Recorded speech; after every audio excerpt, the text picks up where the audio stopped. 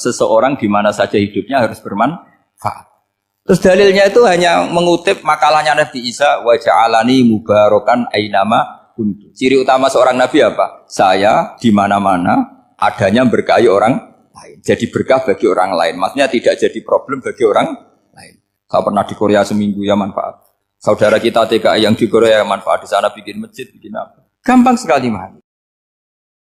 Ada sekian problem dalam memahami Quran, terutama kalau lewat terjemah. Problem itu bisa gawat betul, bukan gawat-gawatan tapi gawat betul. Misalnya ada ayat begini dan terjemahnya pasti begini. Fa'ainama tuwallu fasamma wajhuwah. Kamu menghadap mana saja, di arah manapun, di sana ada ridhonya. Itu kalau hanya pakai terjemah, tentu menjadikan kita sholat bisa menghadap ke timur, ke barat, ke utara, dan ke apa? Selatan. Saya cerita sedikit tentang asbabun nuzul. Memang tema sekarang tentang asbabun nuzul. Dulu Rasulullah SAW ketika di Mekah itu sholat menghadap Ka'bah. Tapi setelah pindah di Madinah, di mana Madinah itu ada komunitas Yahudi dan Nasrani, Rasulullah itu menghadap ke Baitul Maqdis. Kira-kira 16 bulan, 16 sampai 17 bulan. Semua riwayat itu kisarannya hanya 16 sampai berapa? 17 bulan. Sehingga orang Yahudi itu bilang begini, Muhammad ini baiklah, meskipun dia membawa agama baru, tapi kiblatnya masih ikut kita, masih baik kan. Setelah 16 bulan, Nabi diperintahkan Allah untuk menghadap ke Ka'bah.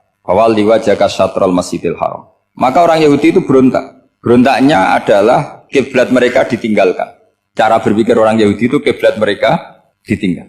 Sehingga mereka bilang mawallahum an qiblatihim allati kanu 'alaiha. Apa yang menjadikan umat Islam berpaling dari kiblat Baitul Maqdis. Kemudian mereka provokatif betul. Ini perlu diperjelas. Provokatif. Bilang begini, "Inna Muhammadan tahayyara fi din." Muhammad ini bingung dalam beragama sehingga habis ngomong A ngomong B, habis kiblat Ka'bah, kiblat Baitul Maqdis. Sehingga dalam banyak tarikh disebutkan peristiwa kiblat itu terbanyak melahirkan orang murtad, orang yang keluar dari Islam gara-gara provokasi orang Yahudi. Muhammad tahayyara fi din. Muhammad itu bingung dalam menentukan pilihan apa? Beragama. Kemudian walhasil singkat cerita akhirnya Nabi itu madhep Ka'bah. Apa yang terjadi mukjizat itu adalah bahwa agama ini agama yang mewakili semua agama sebelumnya yang masih orisinil. Yaitu Nabi akhirnya berargumentasi Ka'bah adalah kiblat yang asli, yang lebih tua. Terus mereka tanya, buktinya apa? Dijawab oleh Quran, fihi ayatum bayyinatum maqamu apa? Ibrahim. Ka'bah bukti tertua adalah di situ ada makam Ibrahim. Makam itu jejak kaki. Ya kalau bahasa Indonesia makam itu kuburan. Kalau dalam bahasa Arab makam itu jejak apa? Jejak kaki. Sehingga diketahui oleh sejarah dibuktikan di situ ada jejak kaki siapa? Nabi Ibrahim. Sementara nisbatnya Baitul Maqdis itu adalah kepada Nabi Musa dan Nabi Harun. Yang ini adalah turunan dari Nabi siapa? Ibrahim. Hikmahnya apa? Begini, sebagai bukti bahwa Baitul Maqdis pernah menjadi poros Islam atau poros Tauhid, maka Nabi Muhammad pernah disuruh menghadap ke Baitul Maqdis. Buat inget-ingetan kalau ini pernah menjadi poros apa? Tahu? Tapi tetap tua-tuaan masih tua apa? Nah, kenapa tua Ka'bah tadi? Karena Ibrahim adalah Abul Anbiya, bapak dari para. Dan di situ ada jejak kakinya. Fihi ayatum bayyinatum maqam. Bukti itu belum cukup. Dibuktikan lagi bahwa Ismail kecil itu hidupnya di Ka'bah. Kita tahu sa'i baina Safa wal Marwah adalah karena Siti Hajar sedang mencari apa?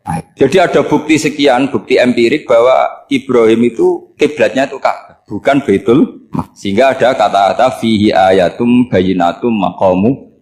Nah, tanpa ngerti asbabun nuzul, kamu akan mengartikan fa'ina ma tuwallu fasamma wajhuhu itu salah. Karena di situ kamu menghadap mana saja, maka di situ ada ridhonya Allah. Maka para ulama memberi catatan, maksudnya begini, kamu menghadap kemana saja, asal itu yang diperintahkan Allah, maka di situ ada ridhonya Allah. Harus seperti itu maknanya, disesuaikan dengan konteks asbabun nuzul. Tanpa seperti itu tidak bisa. Dan masih banyak lagi kepentingan tentang asbabun nuzul.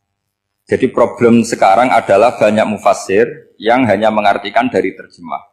Itu bahaya sekali. Jika ada orang yang menikah secara mut'ah, itu kan mirip kayak transaksi zina. Mereka berdalil famastamta'tum bihi minhunna fa'atuhunna ujurahun. Perempuan yang sudah kamu nikmati, yang penting kamu bayar. Terjemahnya seperti itu. Karena ujur itu jamaknya ujroh. Itu fatal sekali. Padahal ayat itu begini, settingannya begini, setting siakul kalamnya atau asbabun nuzulnya begini. Ini sekaligus, memang saya sengaja ngaji dengan tema yang berat, bentuk penghormatan pada yang ngaji. Kalau temanya ringan kan kayak TPQ. Begini asbabun nuzulnya begini. Wal muhsanatu minan nisa yang awal juz 5 itu ya kita santai aja. Yang awal juz 5 itu sebetulnya maktuf diatafkan pada ayat hurrimat alaikum ummahatukum wa banatukum wa akhwatukum wa ammatukum wa kholatukum wa banatul akhi wa banatul ukhti. Jadi perempuan yang haram dinikah itu ada 7.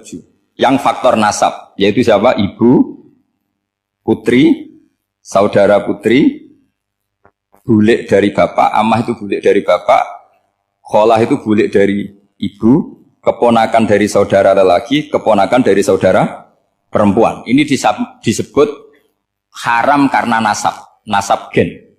Kalau orang Jawa bilang hanya 4 karena ngitungnya bulik baik dari bapak maupun ibu. Kalau orang Jawa bilang kan bulik terus keponakan dihitung 1. Padahal ada keponakan dari saudara lelaki, ada keponakan dari saudara apa? Perempuan. Wa banatul akhi wa banatul ukhti. Terus kedua haram karena rodok. Kita tahu dalam hukum Islam rodok adalah sama dengan nasab. Jadi ibu yang pernah menyusui kamu berarti jadi ibu kamu. Dan saudara sepenyusuan berarti menjadi saudara kamu. Ini disebut wa ummahatukumul lati arda'nakum wa akhwatukum minar rodok. Terus ketiga haram karena musoharoh, karena besanan.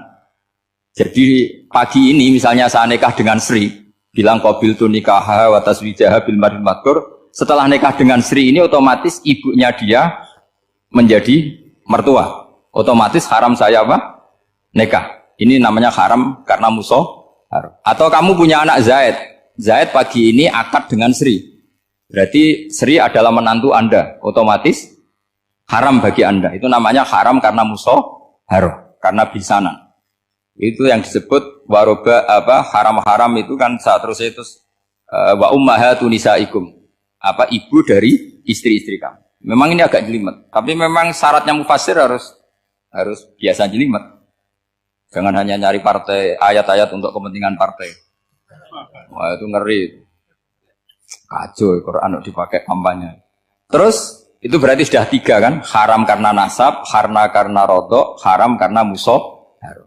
Terus yang keempat ini, haram yang bukan karena sebab pada seorang perempuan, tapi karena istri orang. Ini disebut wal muhsanatu minan nisa. Haram menikahi perempuan yang masih milik orang lain. Nah, orang lain yang menikahi ini, istilahnya Allah adalah lelaki yang menikahi perempuan ini adalah lelaki sing muhsinina ghairu musafihin, secara nikah yang sah. Nah, nikah yang sah itu begini dalam hukum fikih Islam. Saya nikah dengan Sri, kalau hanya akad, itu saya wajib bayar mahar hanya separuh. Jadi kalau saya janji bayar 1 miliar, berarti wajib bayar berapa? 500 juta. Kalau janjinya 100 juta, hanya bayar 50 juta. Itu yang wajib bil akdi.